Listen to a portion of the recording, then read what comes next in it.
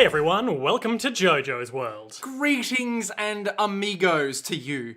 Nick. What? That's what it is. That's the greeting. I'm Liam S. Smith, one of your co-hosts. And I'm Nick Valentine, the other one of the co-hosts. This is our Jojo's Bizarre Adventure recap and discussion podcast where we talk about Jojo's Bizarre Adventure after we watch an episode of it. Yeah, that's what we're doing right now. Oh, see? Clever. You're a sneaky one. Clever girl. But which one did we watch? Well, Nick, if you must know, today we watched the 9th episode of Jojo's Bizarre Adventure, Part 5, Ogon no Kaze, aka Vento Oreo, aka Golden Wind, which is the 122nd episode of Jojo's Bizarre Adventure as a whole. Covers chapters 468 through 471 of the manga. Nice.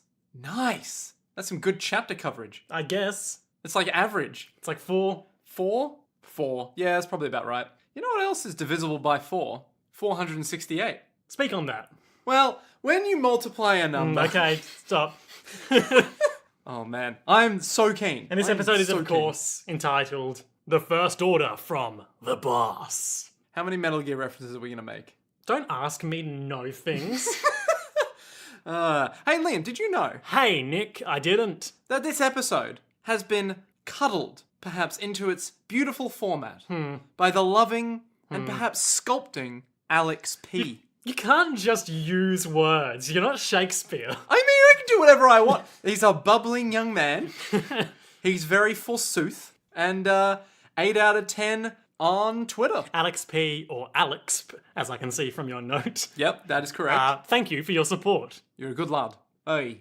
Interesting. Your roommates are watching Game of Thrones downstairs, and whenever I think about Game of Thrones, I instantly default to a Scottish accent. Ah, yes. Hey. Aye. Yes, Jojo's Bizarre Adventure. Hey. Is that Irish or Scottish? I'm not good at accents. This is well established. Wouldn't Scottish be like Jojo's? Our winters are coming.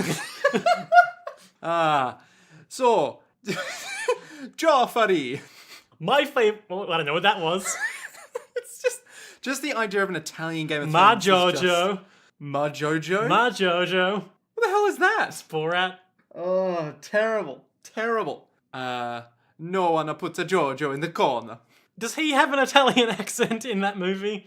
He might. I don't think he so, does. But no one puts a Jojo in a corner. A touch of destiny. Racist crab lady from Pirates of the Caribbean 2 and 3. Hey, Liam. Why did I go Jamaican? Hey, Liam. Like when, who was it? Who plays, Ferris Bueller? Oh, you mean... Is that Matthew Broderick? Yes. I think it was Matthew Broderick, but it might be someone else who did that really racist Jamaican impression on SNL those many years ago. Oh no. Was it met with some slight disdain? Well, it was him introducing the Jamaican musical act. Oh no. That's not the best move. Jojo's Bizarre Adventure. Man, what a time. A subsidiary of City of Heroes. Oh god. You have been talking about Cities of Big Heroes. update. I've been talking about City of Heroes all lunch. Private server has imploded as we all knew it would. Okay, so fill me But in I got to play for an hour. So fill me in on all this drama that has happened before we get into the actual meat I think of the there's episode. too much to cover, but basically they got a fake cease and desist. Whoever was running the physical server panicked and shut it down. Maybe deleted some important files. They were freaked out. Separately from that, but contributing to the chaos, one of the, I think, Reddit mods just started getting really racist and transphobic all of a sudden.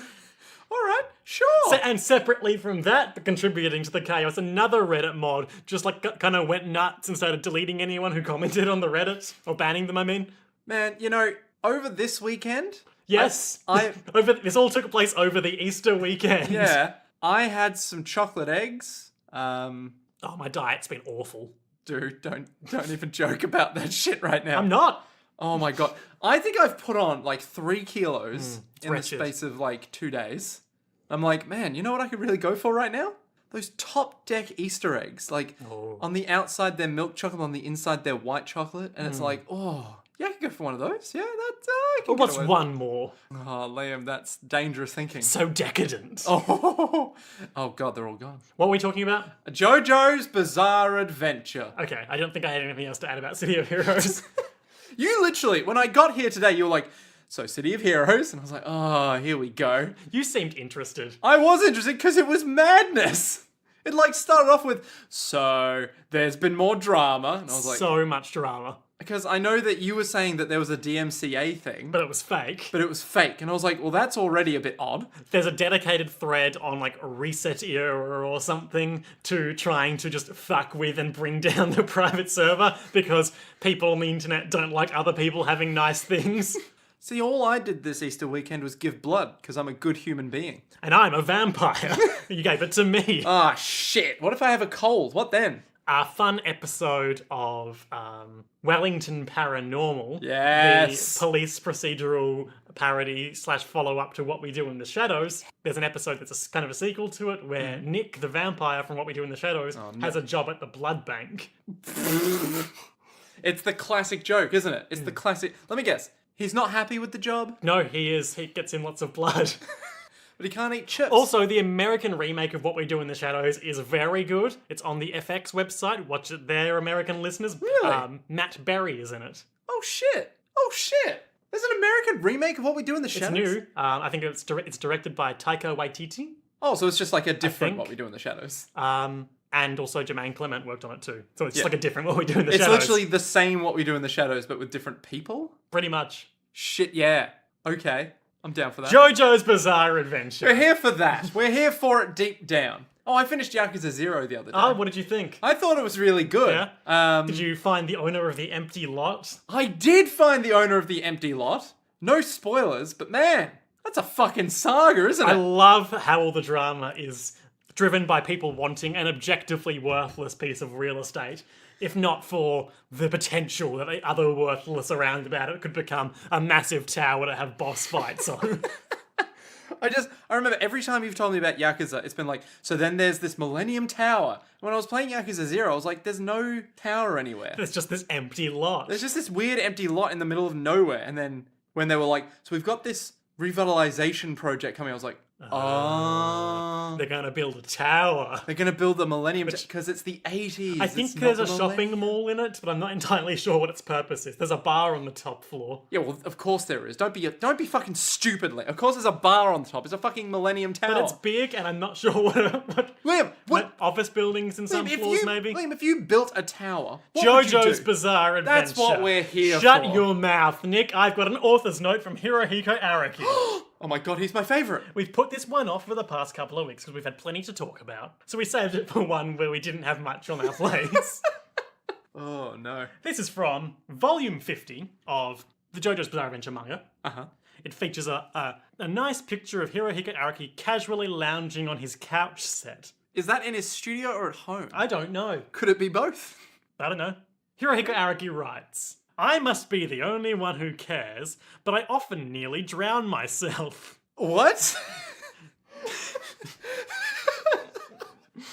On so many levels. I told you this was a good one. Oh, please continue, you great, magnificent bastard. Not in the sea or in a river, no. I narrowly escaped death drinking a glass of water. I only need a mouthful of water to suffocate, and I find myself unable to breathe. This sounds like a stand power. I only need a mere glass full of water to suffocate you, Jojo. You'll be drowning on dry land because of my stand. This is like Aqua.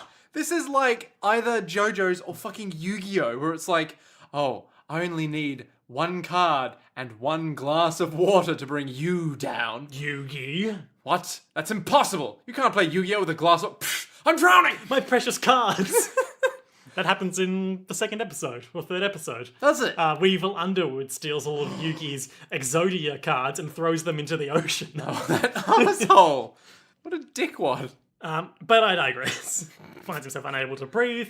Generally, if I stay calm, I manage to get my breath back little by little. But recently, I almost passed out. That was a close one.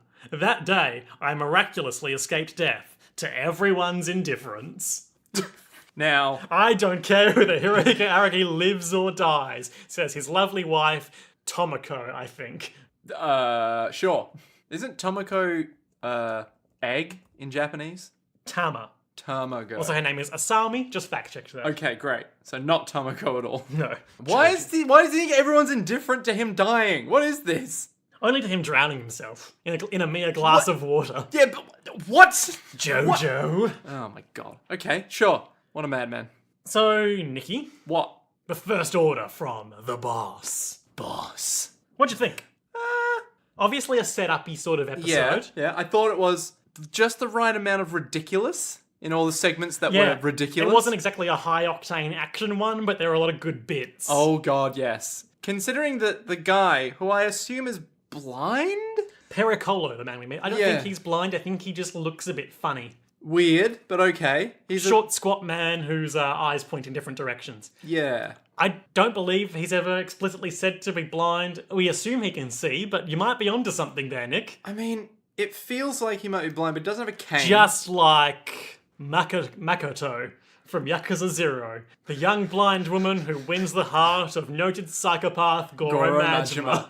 The captain of the Majima family, part of the Tojo clan. Can we just make a Let's Play series of us just playing Yakuza games forever? You want to pony up for the hardware? Sure. Patreon.com/Jojo's World. Oh, man.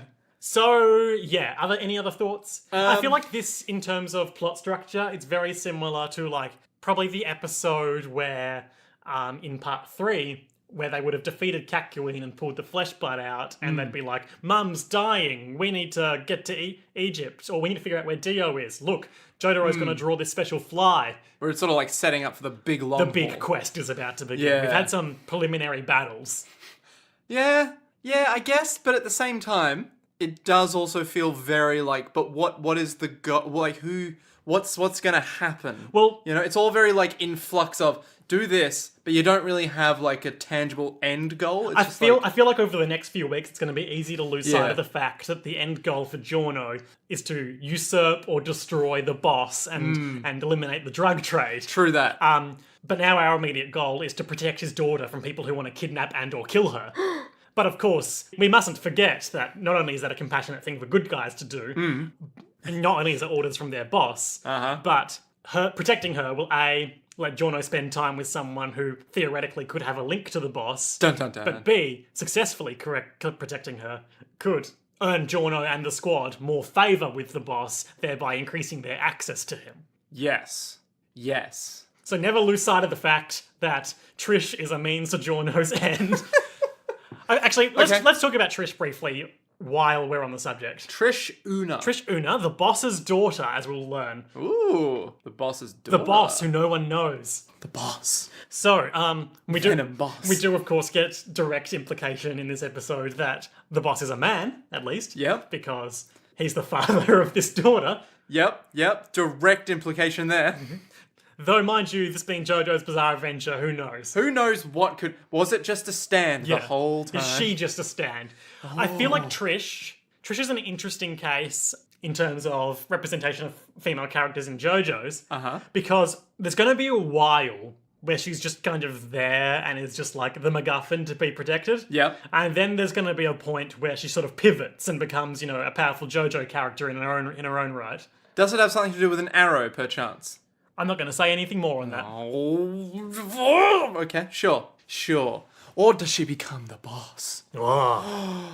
What if this entire thing really just wraps itself up real fast like? And I think it's quite interesting because I'd forgotten that the first thing we see her do in this show is like some judo on Narantia and almost stab him in the cheek with his own knife. And then she just spends, some very high octane action sequences just being damsel in distress. It's interesting. Yeah. But, maybe it's just a matter of, like, she's used to the high life, maybe? So it's just like, oh, I know judo, but why would I this is a stand fingernails? user situation. As we know, only stands can harm stands. But what if she... Except for when they can't. But what if she already has a stand, she doesn't even know it? Yeah. So she's like, I keep seeing these weird dudes everywhere. They're like, oh, you're one of us. It's like, no, I'm not. I'm a woman. How dare you? It's like, that's a fair point. Classic JoJo bit. Yeah. Shall we stop dillying around the bush and get Sure. into it? Let's recap and discuss. Oh, one other thing. Oh, yep. In the OP. In the Yakuza franchise. In the OP, I did notice something. Narantia's stand is a plane. And in the OP, It's a plane. And in the episode, It's plainly obvious that it's a plane. Yeah. awesome. This is my contribution to this episode. Smash cut to the opening of the episode. Okay, I've got this gouge in my flesh. Yeah, Mister's got big wounds from last battle where he got shot a bunch of times. And they're all like... maybe once. They're all like, you've got to go to the hospital, mister. But for the meantime, says Fugo, cut to him holding a stapler, cut to outside as staple noises happen and Mister screams. Mister's all like, what are you doing? You can't... Oh my god. It's like closing a comic book, says Narantia. And now we'll wrap it in masking tape. Do you have thoughts? Okay, a few questions. Have you ever closed a comic book with staples? No. Have you ever covered it up in masking tape? I don't really read a lot of paperback comic books. Has Narantia... Maybe. You don't know. What the fuck is Narantia do? He can't do maths. Apparently he can't read a comic book without stapling it shut. Like, what is going on? Mister's like, hey, is this gonna get infected? And Fugo's basically like, nah, it'll be fine. And then he says, I kind of like it. Weirdo, Mister. Does he go to hospital eventually? No. So he's just got these staples in him forever now. Yeah, and end of part 5. Mister died from his infected staple wound. Oh no, it was tetanus Because all he had along. his wound staple shut in a public toilet. Oh no. Terrible. Brief exposition about the ultimate fates of The two what are their guys. names? Zucchero and like Prosciutto or something. So they're just... Prosciutto's someone else later on. So they're knocked out. Yep, on the boat. On the boat. Lagoon 2? Yep. Yeah. The end. The end of them. That's a wrap on Zucchero and Friend. Great. Okay. Those were the two worst possible names of food, so we're all good. Sale. Sale. Salt. Oh, salt. Yes. Oh my god. What was Zucchero again?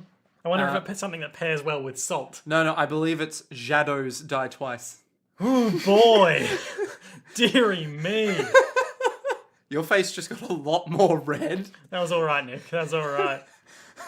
Oh man. This is the quality content that people come here for. Oh, sugar. Salt and sugar. That's fun. Well, that is fun.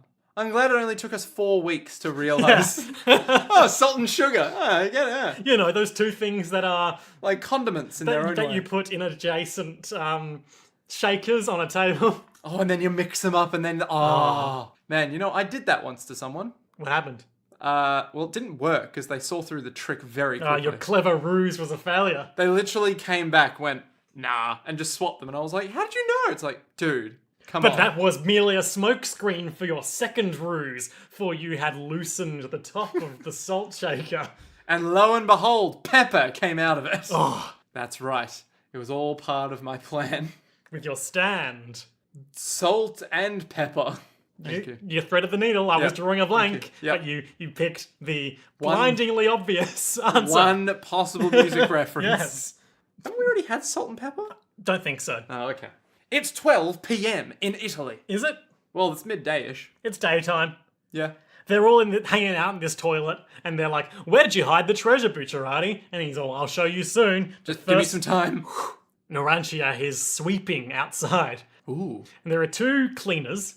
One of them is a short, stout man. One's a tall guy, question mark, with a guess. curl of pink hair poking out from his cleaner bandana. Who knows who these two figures could They're possibly wearing be? like all white clothing and gloves and hats or bandanas and sweeping. Narantia's all, "Hey, can you guys like wait for a bit? We're using the toilet at the moment." Taller, pink-haired cleaner is like, "Is your name Mr. Toilette?" What? What are you talking about? Points at the toilet sign on the wall and it's like, if your name's Mr. Toilette, this would be your house, and we'd have to respect that it's your house. But if it's not, get the fuck out of my way. I'm a strong, independent man. And then Naranchi's all like, "Hey, I don't think you heard me, punk." Pulls out a switch knife. Yep, And famously what that's called. Yep. And then and then holds it up to the man's throat. And the man does sick judo and starts pushing it into Narantia's cheek. He pulls out a second knife we didn't know he had. And Naranchi's all like, Narantia's secret second knife. that's like a metal album if ever I've heard one. Sure, yeah. Naranchi's secret second knife. Dun dun dun dun. That was just a breakdown. Anyway, Yeah, okay. goes to stab the man, I guess. And Bruno comes out and is like, "Hey, stop fucking around, idiots." We've got actual business to settle. The short cleaner is like, ah, yes, I recognize you, Bruno Bucciarati. I know that voice from anywhere. Yes, and we all take our hats off. And it's a short guy who looks like he's blind, and his name is Pericolo. Now, when we say he looks blind, it's because his eyes go in two different directions, and he's never quite looking at anyone. He doesn't really blink. Yeah, so I assume he's blind, but you said that it's never explicitly stated. No. But he's probably blind. So, according to the Jojo wiki, described as one of his eyes constantly wanders, alternating between the two, but never at the same time. Okay, Sure. Whatever. Pericolo is danger in Italian. Good name for a mafia boss. Ooh, And then ominous. Jojo wiki also lists his namesake as Perry Como, Italian-American singer. Ah, I see. Let's just see if there's a citation on that. Citation needed. Well. So Pericolo's all like, ah yes, Bruno Bucciarati. Yes, you've done well bringing us all this money. Where is it? And Bruno's all like, come with me. Come into the toilet, everyone. Come find Bucciarati's secret toilet gold. So he punches one of the urinals. We skipped over a moment, just where he introduces Pericolo and everyone bows and cut to Giorno being like, a passione capo. A means for me to climb the ranks even more. And get to the boss? Yes. And he's like, yes, I'm Pericolo. Bucciarati told me about you, Giorno. You're family now. Because you're family, you can call me Mr. Pericolo. Now, have you ever referenced your dad as Mr. Smith? I don't know if he's saying he's his dad.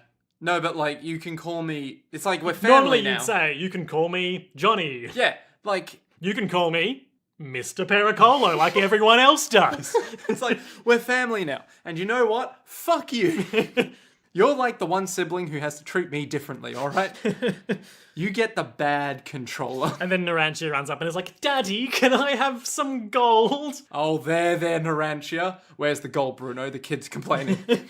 They go into the toilet. He punches a urinal and then it zips open. Ah, yes, and all that gold was zipped neatly behind the urinal facade. The perfect hiding spot. It's ironic, really, that the urinal would unzip. Quite ironic that the golden solids would be hidden behind the place where one deposits golden liquids. That's nice. And all for a golden dream, too. This is a weird moment in our podcast. Truly, we've never made piss jokes before. But now... No, we have. Remember when Giorno drank all that delicious piss? Oh, man. Do you remember that time when he drank so much glorious They walked golden into the piss? bathroom and Giorno was like, something about this room makes me thirsty. Just starts licking his lips like, oh no, that's Pavlovian. That's licking the tooth, the jellyfish, which is even now one of his teeth. Turns out I can't turn it back. Do we ever see the jellyfish again? No, it's not there. I'm just bullshitting. But like, to be fair, it could still be a jellyfish. I'm sure we see his teeth at some point. We need confirmation on that, because otherwise, canonically for me... Giorno, why do you never smile when show your teeth? And then he like smirks. No reason. I've just got a dead tooth. Yeah, that's it. Just a dead old fucking tooth. Big old dead old. So they're all like, this necklace must be worth at least 7 to 8 million. This is so much money. Pericolo's like, plausible deniability. I'm not going to ask how you got it, but we've got it now. Great work. Great. Excellent. You know, this speaks to me that someone that is responsible, knows their money. And he starts putting it away in his bag. Narantia and Mister are disappointed. Like, can't we hold it first? Can't we hold that precious toilet gold? Oh, you see, children, the reality is, no. Fuck off. Yeah. I'm the old man here. I get to do whatever the fuck I I'm in want. charge. You could call me Mr. Para fuck off, alright? He promotes Bruno. Everyone celebrates, especially Mister, whose internal monologue we hear. He's like, wow, I knew that with his smarts and likability, Bruno would go a long way. But things didn't really start happening till this Giorno showed up. And he says this next phrase in English. He says, that Giorno must be a, quote, lucky boy or something. Now, it's a great line. Lucky boy. Lucky boy. God, are we racist? Is that racism? Or is that just commenting on... we're quoting him, you know? Yes. I wasn't trying to do an offensive accent. I apologise if it came off that way. Well, that's one of us. So Great. promoted, Bruno. You are now taking over Polpo's turf. You get to oversee all the wholesome crimes that we do. Oh, thank God. The gambling, Oh, the money lending, so good though. the smuggling at the harbour. Oh, so wholesome. Smuggling what, you ask? Unclear. Certainly not drugs. Or children. As well as the restaurants and the hotels, which I assume is like shakedowns. I assume that means either protection money or shakedowns. Yeah, or fronts. True, fronts. Money laundering. Laundering. Making sure that people actually come into the restaurant. Yeah. And it's a pretty sweet deal. He and his get 50% of the profits. Yeah. And the organisation takes 50. That's which very... is a larger individual cut than I would expect. That is insane if you consider how much money that is. Yeah. Like, that is... Considering it is, damn. you know, a predatory crime organisation they're working for, I'm surprised at the personal take. At the generous cut that the boss is not getting. We should all join the mafia. You joke, but goddamn have I been tempted. Nick, they would eat you alive. You don't know... Oh, wait, do you mean literally? Sure. Shit, I thought that might be the case. It's the only reason why I've stopped, like, applying to them. Because I sent in my cover letter. Please stop sending us your CV. Or we will eat you. Polpo has an unfinished job, which Bruno has to inherit now. Wait, what is it? Why? There's a long period of here where they exposit, and it's mostly Pericolo explaining that everyone else will chime in and, like, Metal Gear style repeat the last thing he said, so let's just Cliff Notes it. Okay, so basically, the boss The boss. had a daughter Whoa. with some lady. Some lady named Donatella who lived in... That's like Donatello! Sure. The purple... Yeah, Trish does machines. Who died of illness in Calabria 2 months ago. Where is Calabria? Italy. No, but like where? I don't know. I'm no geographist. You idiot. It's a fucking calligraph. No, wait. Yeah. Sorry, cartographist. You fucking clod. You absolute clown. You didn't Come know on. it was calligraphist. I genuinely was like, you know, the map guys, calligraphists. So artistic. How do you think they get such straight lines? Come on. So essentially, 2 months ago, Donatella died, and she had a daughter named Trish Una. Una was her maiden name because no one knows she- who the boss is. well, the boss gave her. She knew the boss fake under name. the false name. Something Polo something. Nope, Solido Naso, Solido which is Naso. Italian for solid snake. Probably not. But if it was, that'd be a hell of a reference. Yes. Is it Italian? You know, I'm going to Google Solido Naso. It's S-E. It's SEO. That's good. I like that. That was a good one. No, it was SO. Oh. Solido Naso. Solido Naso means fuck off in Italian. Solido Naso is an unlockable character based on melodramatization in the Devil Beater franchise. What? Dunno. And of course, this was created after JoJo's Bizarre Adventure, which I suspected. Let's do Google Translate. Let's type in Solido Naso. It goes without saying you should not be looking at my computer at all right now because I'm getting some very spoilery Google autocorrects. Oh, okay. Solido Naso, Google Translate Italy recipe. Actually, genuine question. So, Solido Naso's the fake name, right? Yeah.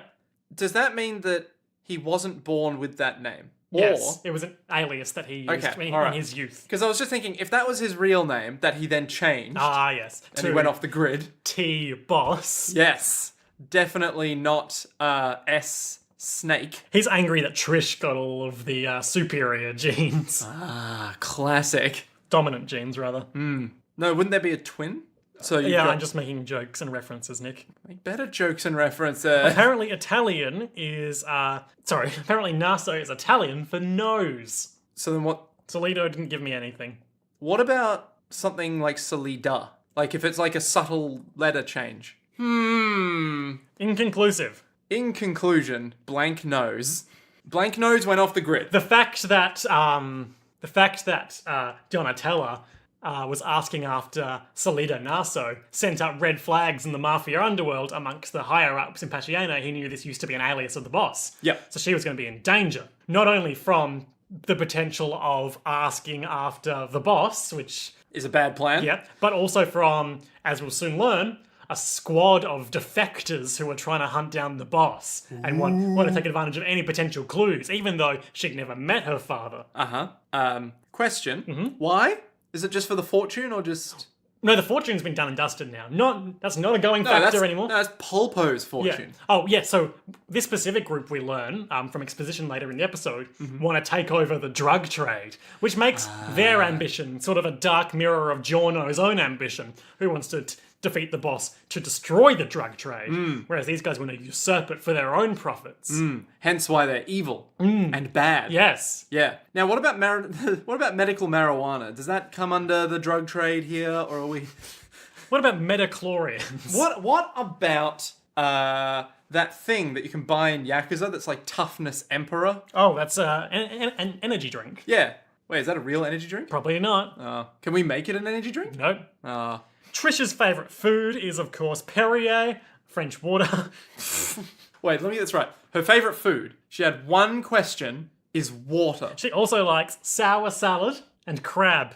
I don't like her. I don't like her that much. Her favourite actor is Marcello Mastroianni. What? Yeah, and of course, Gwyneth Paltrow. Oh, we all know who Gwyneth Paltrow is. We all know our crazy friend Gwyneth Paltrow. But what was it, Marcello? Quite auspicious that Pepper Potts should be referred to in the episode after Salt and Sugar. That is actually genuinely fucking hilarious, but I refuse to laugh at that. Marcello Vincenzo Domenico Mastroianni was an Italian film actor whose films include La Dolce Vita, 8.5 La Notte, Divorce Italian Style, Yesterday, Today and Tomorrow. Is that... I think that's one film. Yeah, sorry, that's Yesterday, Today and Tomorrow. There you go. Marriage Italian Style, which I'm assuming is a sequel. You'd hope it would be. The 10th Victim, A Special Day, City of Women, not to be confused with City of Heroes, or City of Villains, Henry IV, Dark Eyes, and Everybody's Fine. Has he won any Emmys? He said, reading the... What, has he? No, he's won Best Actor Awards at the Cannes Film Festival and 2 Golden Globes. Ooh. Well. Emmys are for TV, I think. That would make sense. Anywho, she likes him. She's great. She's Trish. She's got Trish. It's Trish, you know, that Devil May Cry character. Couldn't tell you. Her name is Trish. Okay. That's all I remember. So, yeah, the boss gave an order to, seize and protect Trish, and if he had given that order even half an hour later, she could have been kidnapped or killed. That is some tight fucking stakes. And we need to protect her, he says. She was given to the custody of Pericolo, who had planned to pass it on to Polpo. Him being a stand user would have people to protect her, because Pericolo is not a stand user. Yep. And now, in Polpo's absence, the task falls to Bruno and friends. Okay. Feels like quite a large task, quite a big undertaking, quite a bizarre adventure. See, that's not a synonym to what you were just saying. It is when you consider what JoJo's truly is. Isn't life the greatest bizarre adventure of them all? I'm going to hold a hand to my heart because really it is. I'm going to hold a hand to your mouth so you can't breathe after saying that. We will not sully the word bizarre or adventure here, Liam. They are sacred terms. Meanwhile, Trish goes into the bathroom and gets changed into her iconic math dress. Okay, so there's not a whole lot on her. Wow, Nick. I'm just saying there's not a whole lot on her. She's wearing sort of a crop top thing. Yeah. Big skirt. Yeah. Kind of it goes over her shoulder, possibly up to her throat and choker. Yeah. But there's not as much math as I thought there would be. No. It's almost like you've been projecting this on a character you've only seen images of without any context. Yeah, but at the same time, there's a lot of math on her. There's a lot of math on her. But why? I like her iconic pink hair swirl. I'm not a big fan of it. No? I'm much more of a fan of the math. You would be. I am! I like me my smart... I like me my smart math. I like me my smart math. It's good shit. Pericolo leaves. He's like, I'm not a stand user. I'm leaving now. I'll give you any assistance I can. I immediately leaned in and went, Liam, he's a stand user. She comes out and she's like, so she goes up to Fugo and is all shy-like. It's like, so, you the guys who are going to be looking after me now? Oh, dude, this is a weird vibe. It's a weird vibe. And Fugo's very reserved. Very hesitant. Yes, it's us, yes. All of us, yes. Risking our lives, indeed. All 6 of us, in fact. I see. Would you mind taking off that jacket, then? It's not like I want to see you shirtless or anything. Just do it. Okay. Takes off the jacket. He's still wearing his tie. She wipes her hands on it and is like, what did she say? Okay, now here's what I want. I didn't have a handkerchief. Go buy me one. Also, get me all this shit. Yeah. She wants tights reinforced at the thighs. Some Givenchy number 2, which I understand is blush. Yep. Let's find out if that's real. I'm willing to say it is, because Givenchy is a real thing. It's GAV. And you think I'm joking, but Gosh, I'm the not. internet is slow today. Well, you know, we do live in Australia. Oh my No. god, it's not GA. Holy shit, I thought it was GA. That's twice today, Nick. There won't be a third strike. If you dare try me again.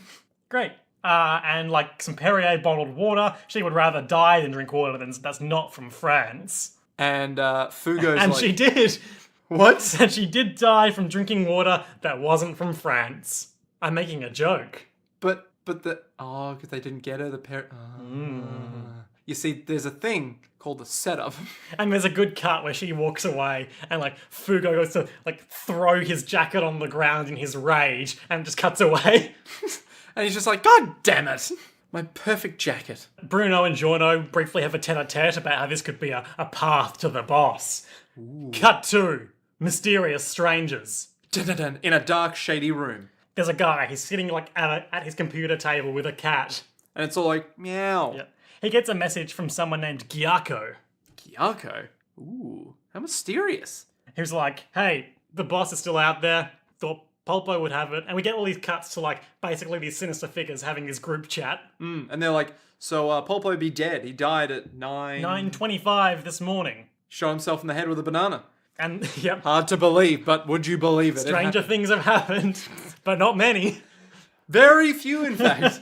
And this guy, who is, you know, our main sort of point of view guy for this conversation, is like, damn, I was sure that Pulpo would be the one looking after Trish. Who would it be now? Certainly a stand user, and certainly someone as trustworthy as a capo. Who could that be?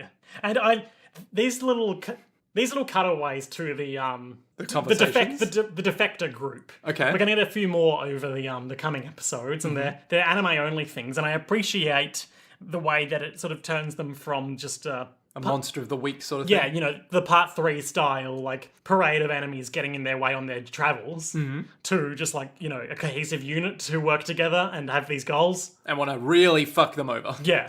As opposed to just, it's you! I'm gonna get you. Yet again, somehow we've crossed paths with Dio's minions. And you're like, yes, that's... Okay, sure. And, like, don't get me wrong, I'm into that, but I like this as a alternate take on the same sort of It thing. feels more world-buildy. Yeah. Yeah, I guess.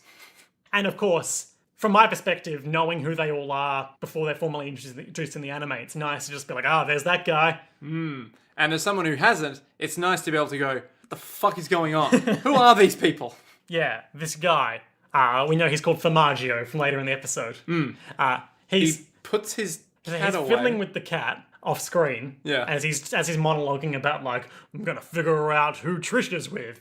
And then he leaves the room and we see that he's put the cat in a bottle. And it's like bleeding out? No, it's like there's like some whiskey at the bottom of the bottle still. Oh, okay. But he's just fitted in there. And the thing that we, as the manga reader, who certainly aren't seeing the following events in this episode in the same chapter, we're meant to be like, how'd he put that in there? I have a theory. Mm-hmm. You know those ships that come in the bottles? They don't come in the bottles, you build the ship in the bottle.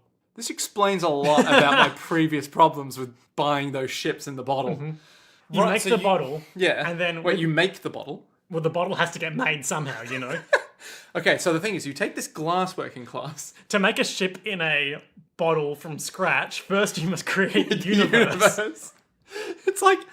Then you make sand, Uh-huh. which you turn into a bottle. Yep. But in order to craft the lumber that is required of the ship, you must first buy the tree and grow it from the ground. So you get given these seeds.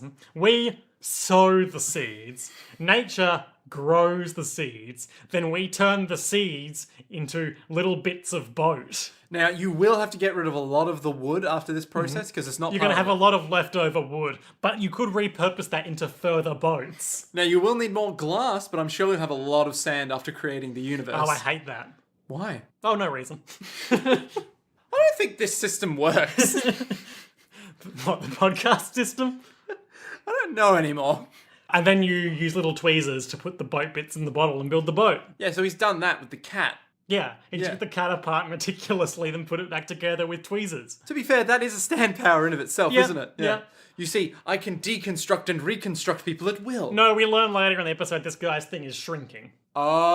Oh. Yeah, I guess. Meanwhile, Naranchi is in his car, and he's playing that same song that was playing from his boombox earlier. Don't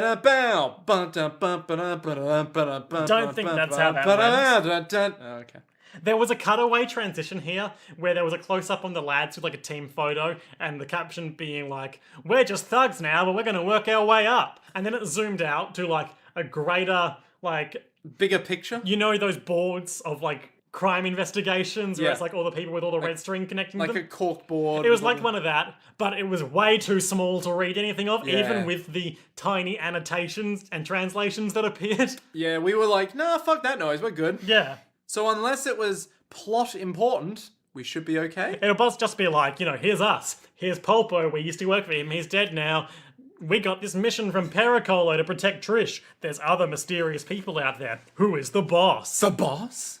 So Yeah. Naranchi's been shopping, and he's like, okay, I've got to follow this convoluted route, and then I'll be fine. So let's have a look. If I just take a circle round here, just like the orders were. Cut to flashback. It's 12:30 p.m. It's always midday with you, Nick. I mean, what can I say? I'm a classic midday man. Fugo is giving instructions to his best friend, Narantia. Okay, so listen. You just gotta make sure that no one finds us in this hideout. No one knows we're here. Not even the people at the winery out front. Now, That's a good bit of world building. the winery out the front, Sure. that they don't know they're there. Yeah. Even though they own the land. Yeah. And are probably working the fields right now. Mm-hmm. Man, they're really good at their job. And they're like, Fugo's all, okay, so look, if you're gonna be driving this car, I trust you, but just make sure you do like some circles and like a couple of U-turns and just like generally be hard to follow. Keep an eye out for followers, then switch cars at one of these locations. And then you come here, we're all good, no one will notice And you. while he's talking, there's like pans up to the stairs, which Abakio and Giorno are sitting on, and then up to one of the upstairs rooms where Trish is sitting on the windowsill and looking out the window. And Mist is there being all like, I have a gun. I'm Mister. Trish, do you like looking at the branches too? Get me a Perrier. So then Fugo's all like, okay, did you get all that? Repeat it back to me. Okay, so I just have to go there and then come back. Actually, I wrote down some of the things he says. Oh, here we go. Here we go.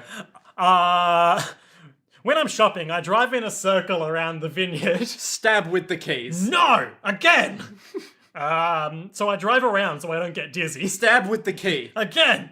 And he's like, Avakio, he's picking on me. Hey, don't worry, he'll be fine. He has a stand. It's like a fucking... Fugo's whatever. all like, Fugo has just like 100% about turned as he's wanted. And he's like, letting Narantia go was a mistake. He's an idiot. He can't be trusted. He'll be fine, Fugo. He has a stand power. It's His fine. power should let him detect anyone who's following him. That's why Bruno picked him for this job. Ironically, it did not. So he's just like, okay, I need to make sure I'm not being followed. Great, I can do that. Boom. End of flashback. Narantia drives around for a little bit. He's actually parked by his other car. He's going to do a car transfer here. Yeah. He's like, great, okay. Something feels wrong. Too quiet. Way too quiet. Yep. It's like aliens. So quiet that he can hear a voice being like, oh, come on already. That came from under the car. Looks under the car, Cape Fear style. There's a guy under there. No. And then he looks up and there's a guy in the back seat of the car he was just driving. And he's all like, where you going, Oh my Narantia? god, that car that was driving wildly and trying to ram him off the road was trying to warn him about someone in his back seat. My god, he was the car all along. Oh my god, the doctor was a woman. Oh, Jesus. So this guy is there, he's like, hey, get out of my car, asshole. And the guy's all like, whoa, what's with the knife? My name's Formaggio, That's a good fucking name. which of course means... Cheese. I can save you the trouble right now. It means cheese. Liam, it means cheese. Liam, What could it mean? it means cheese. Cheese. Thank God we got through that. You know how I know that? Because it means cheese. Not just that. In fact, not even that. So I know because 4 cheese pizza. Quattro Formaggio. Exactly. And of course in French, which is, I believe, a Romance language, and therefore very similar to another Romance language, Italian, No, it's the language of romance. it is fromage. Ah, well. So using that famous phrase, fromage à trois. What? Sure, that's when you have a 3-cheese pizza.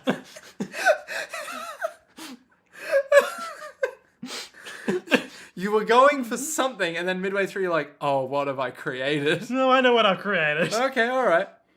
A delicious 3-cheese pizza. A threesome of cheeses. Man, I love getting the threesome of cheese pizza. Man, you did do French in school? Didn't Yeah, you? I did. You did? Okay. Radio. Good to know. Le bras de fromage. Speak on that. The arm of cheese. Sure. Les trois petits cochons. What does that mean? The 3 little pigs. Oh, nice. Asterix et The Obelisk. The goal. Le Gaulle.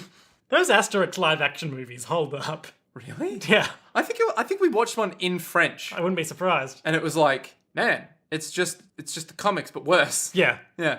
Fair enough. But the comics are pretty good. I mean, the comics are fucking amazing. So Formaggio's all like, so I hear they're going to cremate Polpo, but his body's too damn big to put in the oven. Shock. Horror.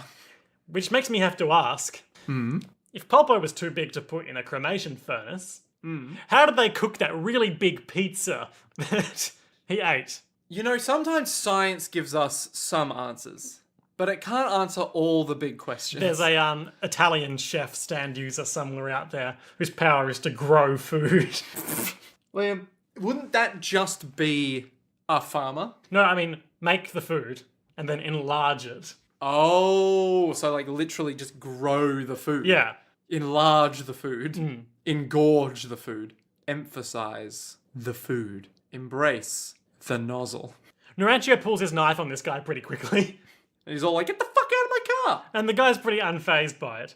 And he's like, yeah, you think they're going to chop him up too, right? Don't you? Looks over Narancia's shoulder. Narancia's like, someone behind me. And There's no one there. then while he's distracted, Formaggio lunges forward with his stand and cuts him on his cheek. His stand looks like a sort of evil Mega Man with a knife. I don't know if it's a knife. Or like one of those wrist blades. It's like a hook. Evil Assassin's Creed Mega Man. Evil Assassin's Creed Mega Man. Yeah.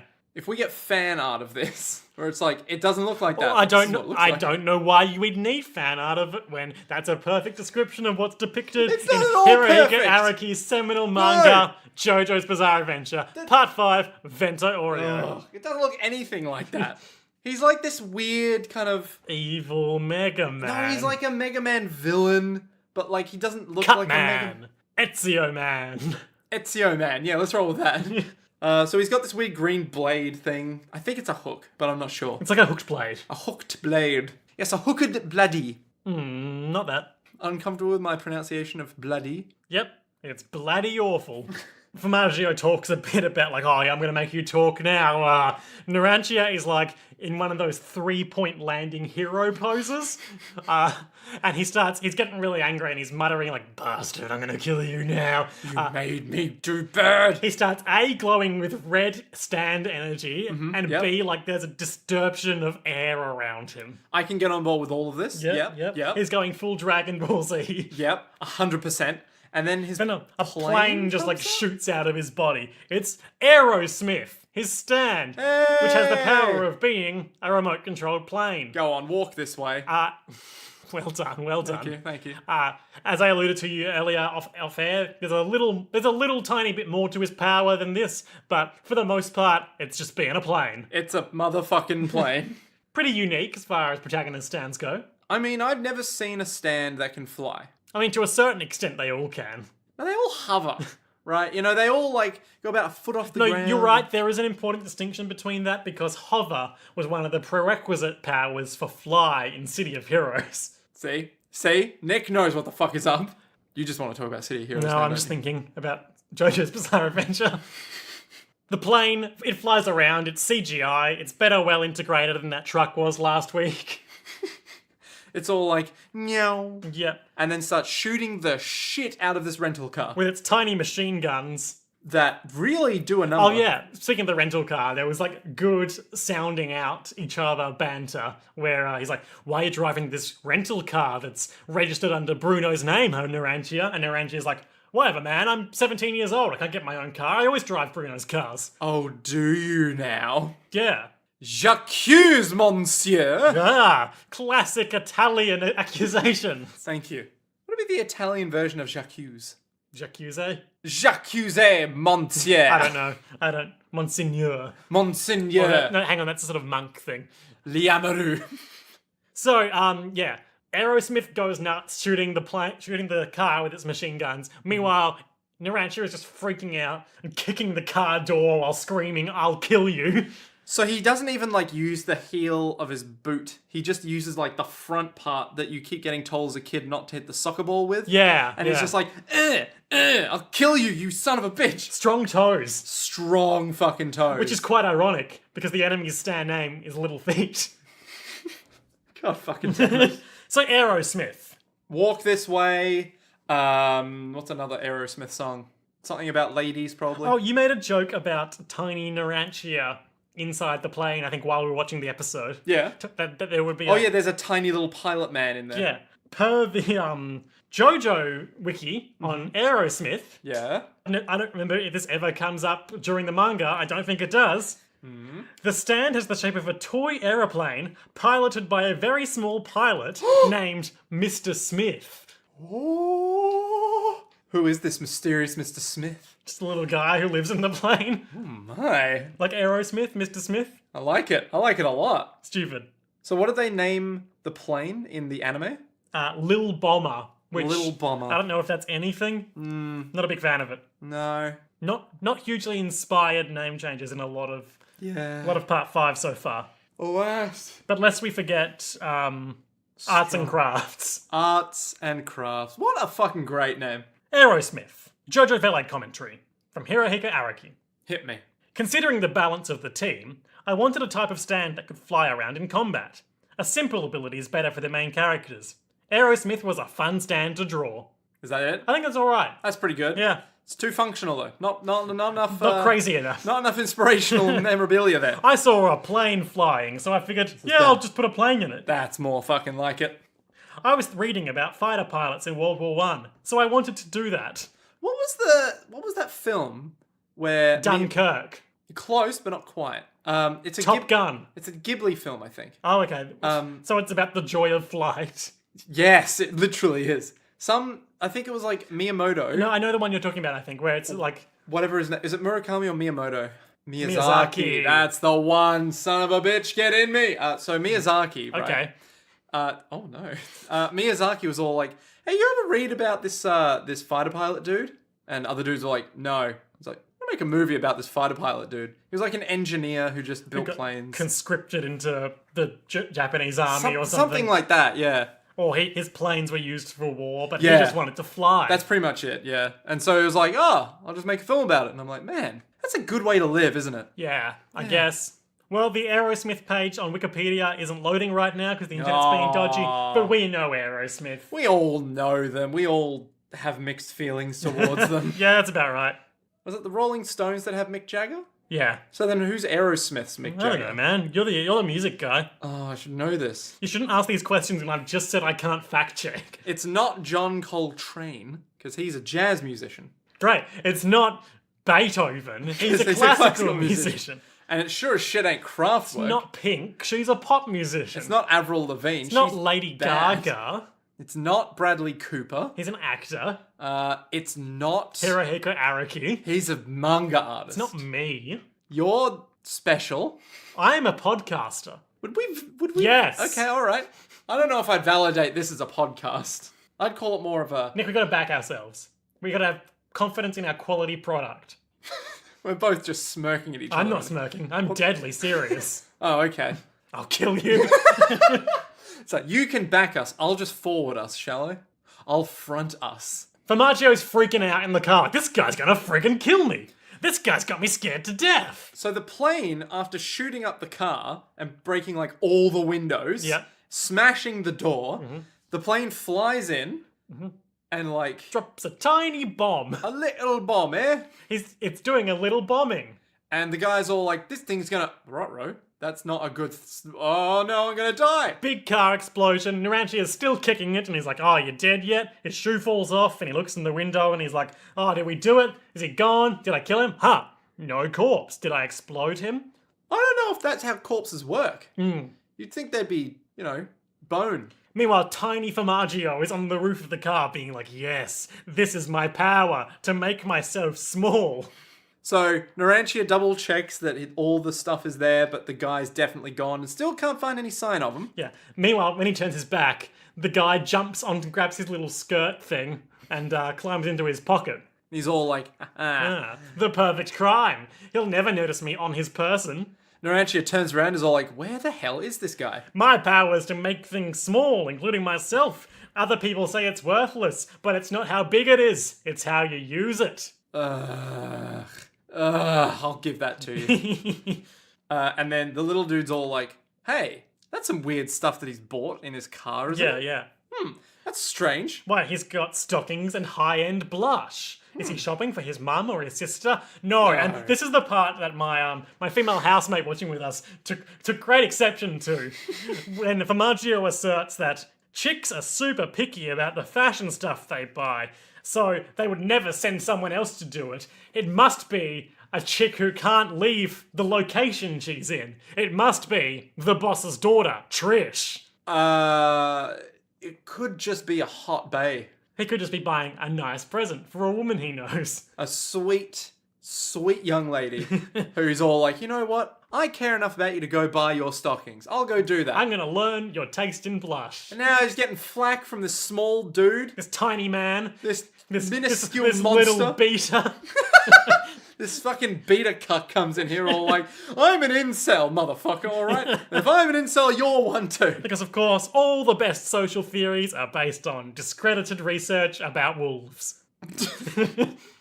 God, I fucking love that it's like, yeah man, alpha as fuck, not true. Yeah, but it is. But I want it. But it's not. I want to be special. Wasn't it something like the guy who wrote that went back and did more research and was like, yeah, I've actually just published the wrong thing. Look, I wouldn't be surprised. Because it was like... It's like with, anti-vax stuff, where everyone who's a dickhead always clings to one piece of widely discredited literature. And then the same person who wrote that was like, oh yeah, no, we made a huge blunder there. No, we did it again. There's no fucking link. Don't worry about it. Anyway, yeah, so the episode basically ends with... And we're going to lose like 1% of our listenership now. Well, if that's the breaking point for them, good riddance. So you're not vaccinating yet? Oh, that's a bad choice. Anyway, the episode basically ends with Formaggio like sinisterly rubbing his palms in Narantia's pocket. Not in a weird way. No, but he's just like, haha, yes, I'll find her and kill them all. Ha ha ha, with my tiny powers. I found the weakest link. It's either the boss's daughter or some random lady who's definitely not the boss's daughter. Oh, and we're going to talk about like his Jojo Valet commentary and things like that in more detail next week. Just to make that explicit. Remind Liam throughout the week to do that. No. Definitely do. Or me. Remind me to tell Liam. Did you get anyone sending you weird fetish stuff like you asked? Oh, I haven't checked yet. Oh, God. Let's have a look. What did I ask See, for? based on what I know about Nick, he either genuinely hasn't checked, or he knows that he has and is using this as an excuse to pull it up on the pod.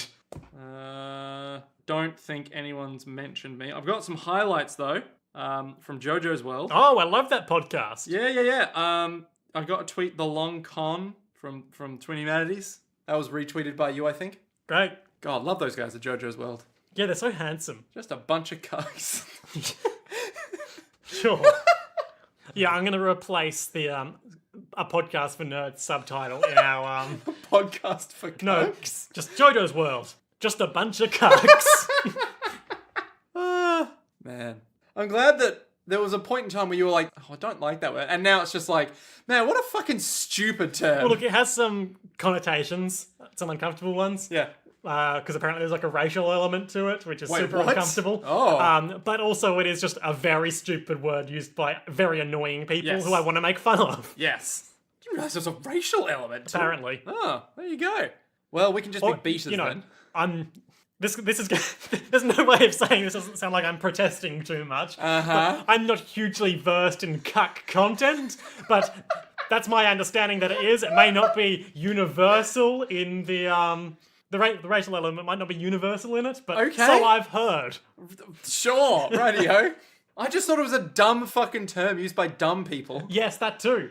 Oh, good. Okay, great, yeah. Man, we are such fucking alphas. So, Nick, Yes. we are the Alpha and the Omega. What are our highlights for this episode? Well, I want to say my highlight is just Narantia going ham on the side of the car. That's pretty good. Not the stand. Fuck the stand.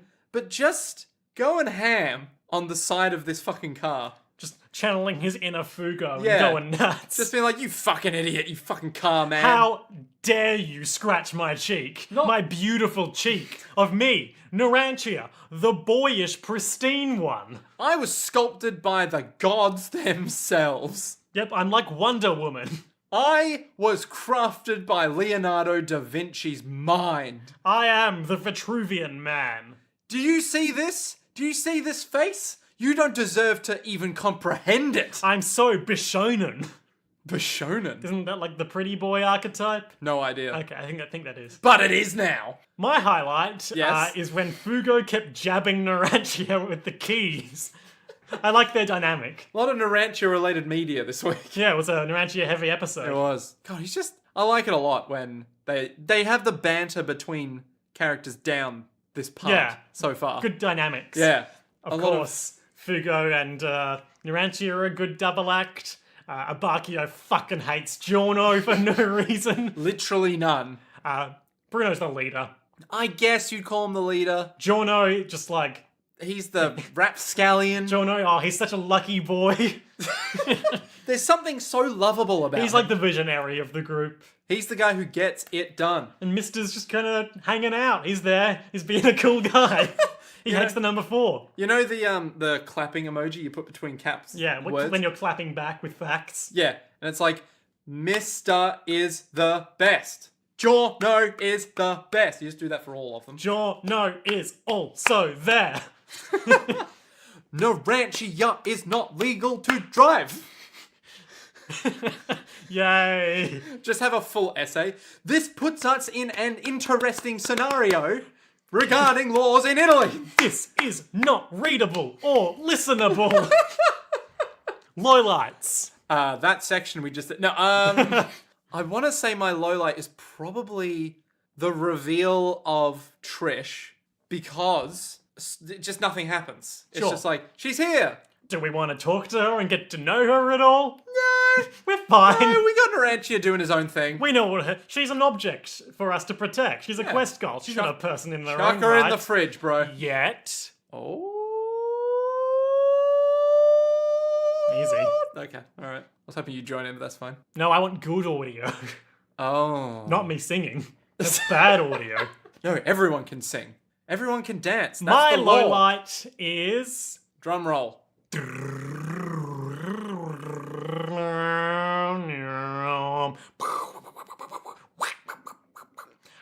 Don't bring this back to DuckTales. Don't do it.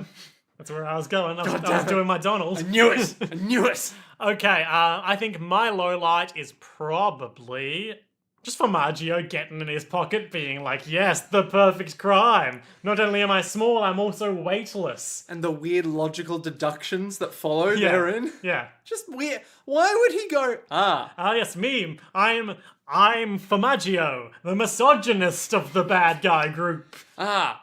blush and stockings? It must be the boss's daughter. It's like, no, calm it down a bit. It could be anyone. Yeah. You don't know their lives. So, Nick. What? What do you want from... Why do you always ask me what happens? I'll oblige. Back down. Hashtag back down. Hashtag 6 years. No one will get that at all. But I'm okay with that. Maybe one day we'll talk about hashtag 6 years, but not today. Oh, one day. Oh, we forgot to mention that there was a brief moment where, like, Narantia started to shrink. Oh, no. Yes, so Narantia has started to shrink. There's a tiny man hiding in his pocket who wants to kill the boss's daughter, who they need to protect for a week from an evil squad who want to take over the drug trade. They could have bigger dreams. I want to take over the drug trade. Why not try building a rocket, you What does this shitlords? mean for Giorno Giovanna's leadership ambitions? And what does this mean for next time on JoJo's Bizarre Adventure, Vento Oreo, Episode 10, The Hitman Team? Ooh, hello. Okay. Which is, of course, the subsection of Square Enix devoted to creating the Hitman franchise of video games. Nice. That's actually Eidos Interactive. You fucking... Do they have a Poser. Hitman team? Or is Yes. that just all of them? Actually, that's a good question. I don't know if they have any other games. I legit don't know because they've only released Hitman as far as I'm aware. Like ever. Like ever. Their first game was Hitman. Their last game was Hitman. Well, that seems pretty comprehensive. Okay, so I reckon it's the Hitman team, yeah? Yep. The Hitman team. Could this have anything to do with those shadowy figures having a group chat? Yes. So I think what'll happen is Narantia will fuck up this guy and we'll meet... How will he do that? So he'll notice these shrinking because Narantia is already short enough. And so he'll be all like, I'm already insecure enough about my height, but yet I'm getting smaller. How could this be? Stands! Ah, And then he'll cotton on and be all like, gotta kill you now. wait a minute, check pocket. You're small. He's like, I am small, but I'm still powerful. Will his... Oh, okay, so he'll shrink along He'll with him crush in his hand. concert. I mean, potentially, yeah. He's gonna Ant-Man style into the microverse. And then expand, and expand, and expand. Ah. Yeah. So I reckon he'll probably beat him up this episode, and then we'll meet the Hitman, team. Or we'll get allusions to it from a torture sequence. With cool music? I don't know if it's going to be cool music, but I hope it'll be even half as good as the torture dance sequence. But I don't know if it will be, which is kind of a problem. But it doesn't matter. I think it'll probably be something along the lines of they torture the guy and it's like, who do you work for? And it's like, The Hitman team. we have the Hitman team. And then they'll lay out some dudes and it'll be all like, shit. Ah, yes, here's that guy with the blonde hair we saw briefly. Here's that other guy. Here's me. So then maybe it'll be like, okay, you two go fight them, you two go fight them. Oh, okay. And they'll like divide and A conquer. couple of double battles. Yeah, possibly. And meanwhile in the safe house, it'll just be Bruno and Trish being all Just like... doing bits. Yeah, mainly. Bruno, get me some Perrier. Why don't you get your own Perrier, wench? 'Tis I, Bruno Bucciarati. I, artisanal drinker and main man accentrist, Bruno Bucciarati. Close enough. Good enough. Yeah, so they'll probably like split up and they'll start fighting these dudes. I reckon one of their stands is going to have something to do... One of the bad guys. Yes. Is going to have something to do with, like, darkness. Because he was shrouded in darkness. I mean, they all were, but... Okay, this is getting more and more tenuous. He was shrouded in more darkness than the other ones were. I don't know if that actually happened in the episode. God damn it. But okay. Alright. Oh, wait. Whose stand haven't we seen yet? Fugo's. Fugo. You know what'd be really funny? Is the way that the stand battle pans out is that Fugo shows up because he didn't trust Oh, Narantia. yeah. I was tailing you the whole time because you're so useless, Narantia. I would And love Narantia's that. like, no, you have to trust me. I can do this. And Fugo's like, if only I could, but I can't yet. Ah. You Yeah. can't even do basic mathematics. Let alone drive a car. Can you do basic mathematics? I can't drive a car. There you go. Wait, what do you mean? Oh shit, all this time. Yeah. So Yeah. I reckon maybe Fugo will get his reveal next step, maybe? Oh, yeah. Maybe? I don't know. It seems unlikely because I just We think... have kind of established a pattern with these last two. Yeah. 2 episodes per character. Get your shit together. And can you remember what else happens in the second episode? Giorno shows up and saves the day. No. There's another stand user that shows... it's a crazy stand bullshit. Sorry, you had 3. Shit. You'll find out next week. Oh. Probably at the start of the episode. Oh no, I know what it is now. Backstory. Shit, Narantia gets backstory. I wonder if his backstory was just, Narantia was always a bully. Everyone hated Narantia, and he hated everyone. He was destined to join the mob. The end. That's basically as far as I see it going. Alright, that seems pretty comprehensive. Cool, What cool. does this mean for Giorno Giovanna's leadership ambitions? He will play it from the shadows. Like so many vampires. Like so many of that one guy shrouded in shadows who might exist. Yeah, with darkness around him. One Xehanort, if you will. I won't. Okay then, good to know. This has been JoJo's Bizarre Adventure. Nope. Finish the series. This has been JoJo's World. Finish the series, Liam. The end. Patreon.com/JoJo's World to give us money. Get some Jotally sick bonus shit. by Milk Juice. It's good song. At JoJo's Podcast on services. Services. Social media services. Nice. Until next time. To be continued.